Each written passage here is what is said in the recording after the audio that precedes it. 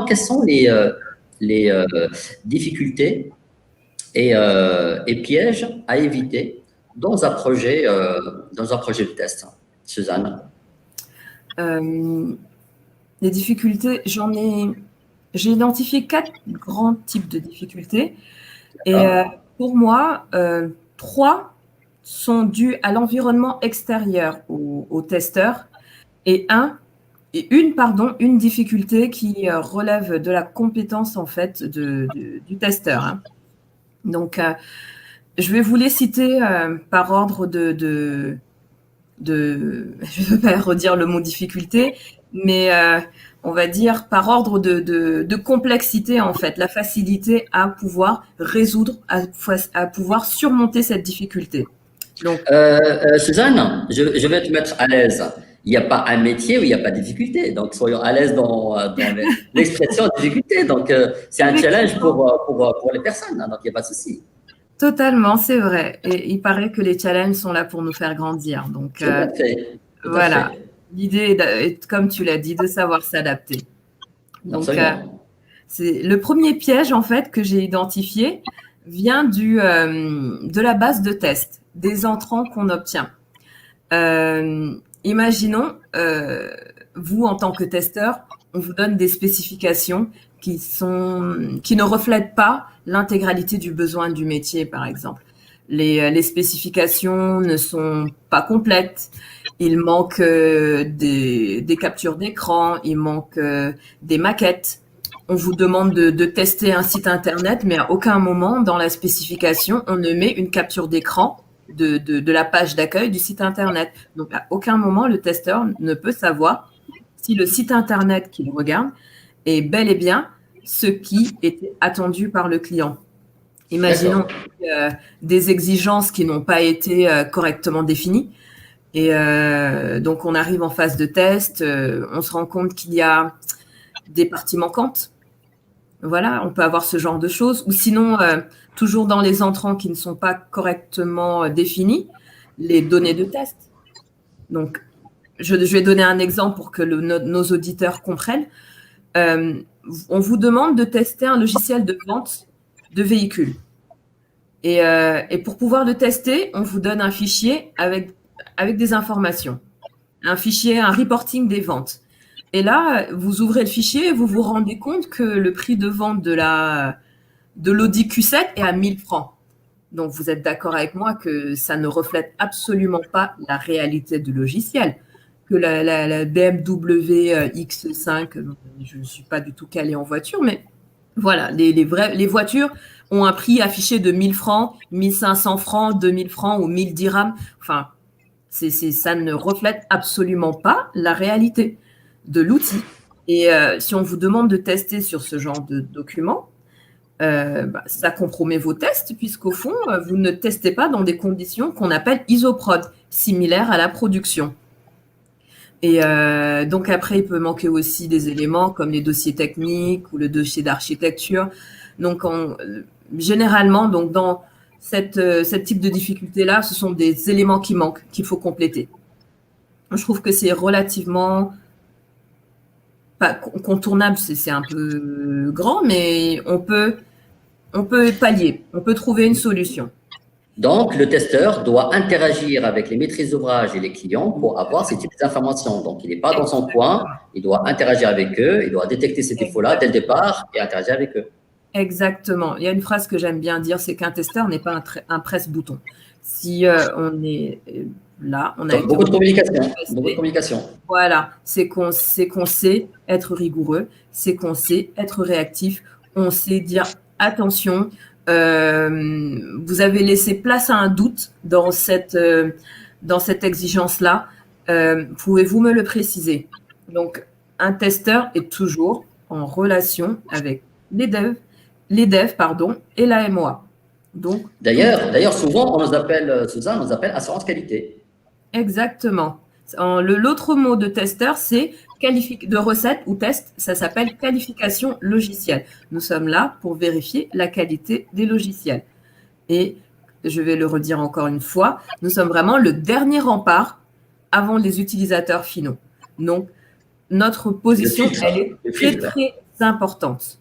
Donc, même si le nom dit juste tester, bien au contraire, c'est extrêmement important d'être rigoureux dans cette phase du projet, parce qu'on a l'habitude de dire qu'un bug, quand il est passé en production, il coûte 100 fois plus cher à corriger que lorsqu'il est dans la phase de projet. Donc, en gros, si on a un projet en informatique, on prend tout le cycle du projet. S'il y a un élément qui a été oublié au tout début du projet, au moment où le client est en train de donner son besoin, donc le bug, imaginons, va coûter 1 euro. On a déjà rédigé les spécifications et on s'aperçoit que, bon, il y a un oubli, il y a un élément qui n'a pas été bel et bien spécifié. Ça coûte déjà 10 euros. C'est vrai. Ça monte. Exponentiel. On passe, les devs ont fini de coder, ça passe en recette, ça a déjà augmenté. Exact. Et alors, imaginez quand ça passe en production, imaginons que j'ai un site de vente, je vais donner un exemple qui va parler à tous nos auditeurs, Jumia. Je pense que tout le monde connaît Jumia, beaucoup de personnes achètent sur Jumia. On ne peut pas valider sa commande sur Jumia et on ne s'en rend pas compte en test. Et imaginez juste, pendant 2 heures de temps, tout Jumia, sur tout Jumia, personne ne peut acheter. Vous vous rendez compte de la perte en fait que ça fait et de tout ce que ça coûte à Jumia en perte. Et il faut déployer des forces en urgence pour corriger ce bug. Donc, c'est pour ça qu'il faut être très rigoureux. Donc, pour en revenir sur les pièges et les difficultés, le deuxième type de piège que j'ai identifié, ça vient dans les outils. Je parle toujours des éléments externes aux testeurs. Hein. Là, ce sont les outils qui sont mis à la disposition du testeur. Les moyens de manière générale, quoi. Exactement. Il peut arriver d'être sur des projets où il n'y a pas de logiciel pour formaliser ces tests. Donc, on fait ces tests sur Word et Excel. Sur des petits logiciels, ça peut aller, mais lorsqu'on passe sur des gros projets avec beaucoup d'exigences, comme tu le disais, où il faut faire du reporting, calculer son taux d'avancement, ça fait perdre du temps, en fait, de tout faire sur Excel. Donc, un testeur, dans un projet, peut manipuler plusieurs outils. Il peut manipuler plusieurs outils. Oui, totalement. C'est attendu. Et en soi, soyons honnêtes, c'est pas non plus insurmontable. Hein.